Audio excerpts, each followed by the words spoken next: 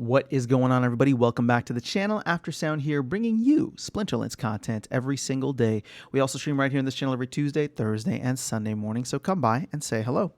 All right, guys, I want to take a look at where DEC is at right now from a supply standpoint. We'll talk about value maybe in another video, but just from a supply standpoint and what we can expect when it comes to demand for land, because I know demand for land sounds like it's going to be outrageous, and it will be, but not to the same level that I think people are expecting. So what do I mean by that? Well, okay, let's actually start here first. We have roughly 5.1 billion that is currently in circulation. And that is, but here's the thing, that's only on Hive Engine so far, right?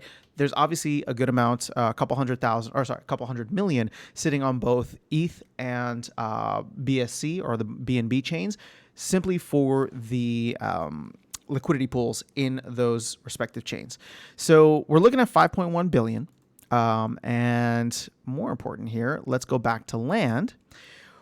When you think about all land being redeemed and worked and using maxed monsters, that gets us to like 7.5 billion DEC, right? That would be needed just to work land. And you think about, okay, 7.5 billion in the context that we only have 5 billion now. That's a crazy amount, right? Because obviously the 5 billion that we have now, you're still going to have people who want to be participating in liquidity pools or staking in other things, or, you know, there might be more staking in guilds, and who knows what the case is, right? Or just regular circulation throughout the ecosystem. But obviously you can see here, we're not even close to having all of land claimed or surveyed. We're only at about 80% so far. And, you know, I do think we're going to see the rest of this get surveyed over time. But I don't think we're going to see maxed monsters on every single plot. It'd be awesome if we did, but not initially, right? So I'm talking about like this summer. I think it's going to be a slow, steady grind up, and people are just going to build their businesses, right? Their digital real estate businesses on land over the long haul. So if we take a look at this, and let's be very conservative here, right? Just to show you where some of these rough numbers will be. If we take, I don't know, 80% of land, actually, you know what, screw it. Let's just say nothing else gets surveyed, even though I'm going to do a group survey later today. Let's just say nothing gets surveyed. Oh, no, screw it. Let's do this. If you want to do 80%, right? So let's say we jump to 80%. That's 120,000 plots of land.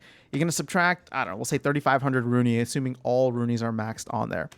That means you have a bunch of DEC or a bunch of land, well, that will first need power cores, but also that will need, you know, the 50,000 staking of DEC across each of those land plots.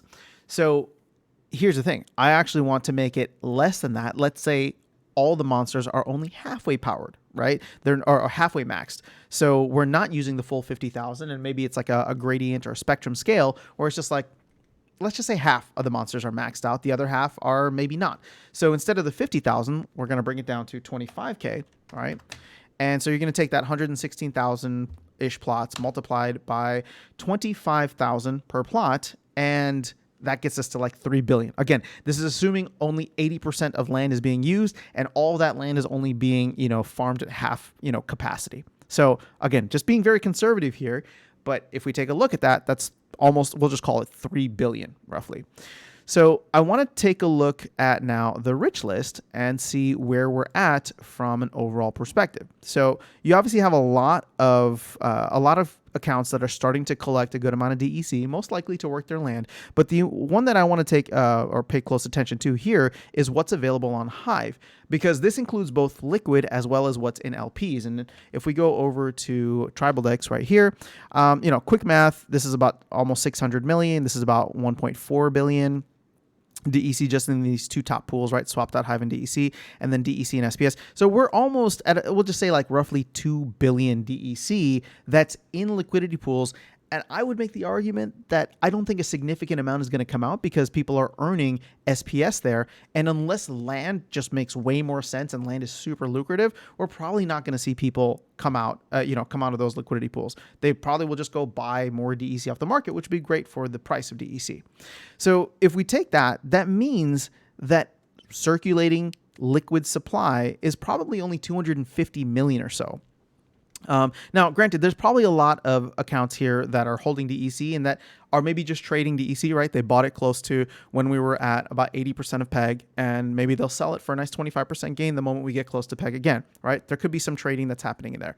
But what I'm trying to point out is the fact that it's 250 million, and we are still going to need, with the assumptions that we made, about 80% land usage and then 25% efficiency, right? We're still going to need 3 billion more. So in that sense, it's just like, okay, well, 3 billion, maybe even 2 billion, you bring it down to that.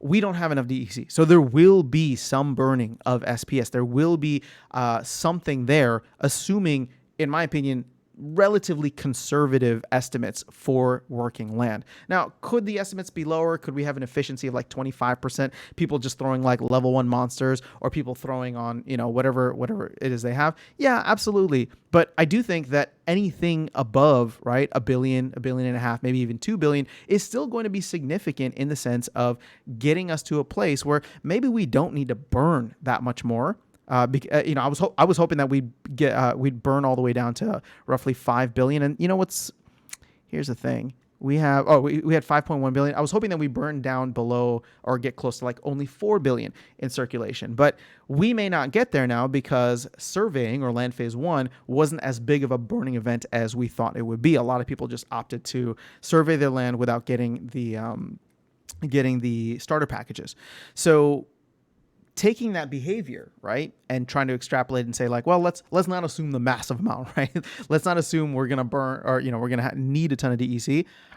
I still think that 2 to 3 billion is going to be relatively impactful for the marketplace moving forward.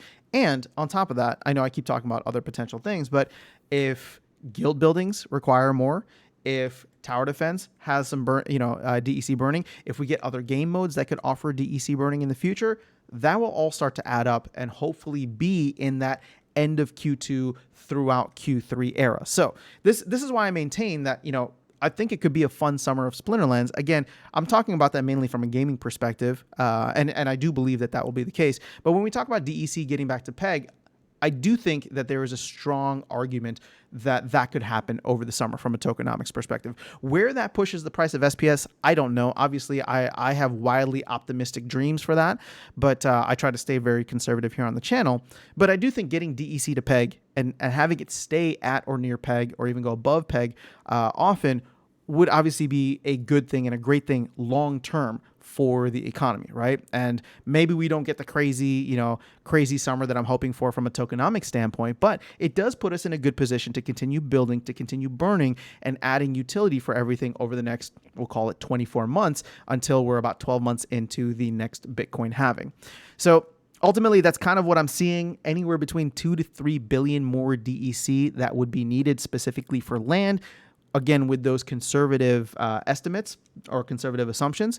But I'm curious to know from you guys, right? Like, what are you planning to do with your land? Are you going to be working it with maxed monsters? Are you going to be focused on, using all your land? For those who are larger landholders out there, how are you planning to use, or how efficient are you planning to be on your land? Because I want to know if my assumptions are maybe not conservative enough, right? Like maybe some people are just not planning. They surveyed their lands, but that's it, right? They're not planning to work their land, or they're just going to leave it idle for a while, which I don't know that. I mean, I don't know that would be like the best thing to do, because it's like, I know it's like 50,000 DEC and that's going to be expensive, but at the end of the day, like, until we have delegations or land rentals or things like that, which probably won't come in until phase 2, so end of the year or early next year, I just feel like having assets that aren't really working, it could be good in the sense that if you'd rather put that capital somewhere else, that could make sense. But I think a lot of people are going to be excited about land early on, and will start to work their land early on, and then maybe move away from their land if they find that there's